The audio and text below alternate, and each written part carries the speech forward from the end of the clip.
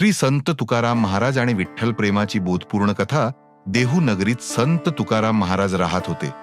त्यांचे संपूर्ण जीवन विठ्ठल भक्तीने ओतप्रोत भरलेले होते.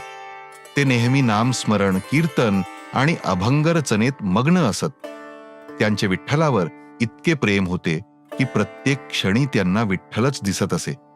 एकदा गावात मोठा दुष्काळ पडला. लोक अन्नासाठी व्याकुल झाले होते.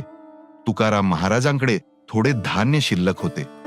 घरच्यांनी ते स्वतःसाठी राखून ठेवण्याचा सल्ला दिला. पण महाराजांनी विचार केला, हे धान्य माझे नाही, हे तर विठ्ठलाचे आहे आणि विठ्ठल प्रत्येक भुकेल्या माणसात वास करतो. त्यांनी सर्व धान्य गरजू लोकांना वाटून दिले. काही दिवसांनी त्यांच्या घरी अन्नाचा एक दाणाही उरला नाही. तरीही ते विठ्ठलाचे नाम घेऊन आनंदात राहिले.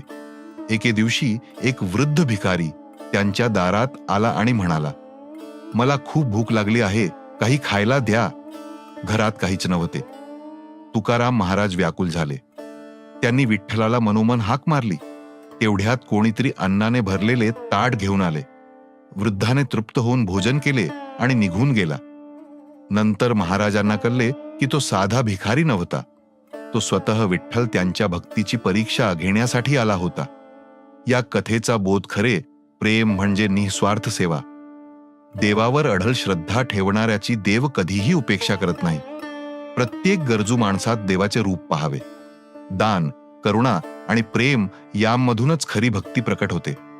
तुकाराम महाराजांचा संदेश, जे का रंजले गांजले त्यासी म्हणे जो आपुले, तोची साधू ओळखावा, देव तेथेंची जाणावा. याचा अर्थ दुःखी आणि गरजू लोकांना आपले मानणारा माणूसच खरा साधू आहे आणि देव त्याच ठिकाणी वास करतो. रामकृष्ण हरी.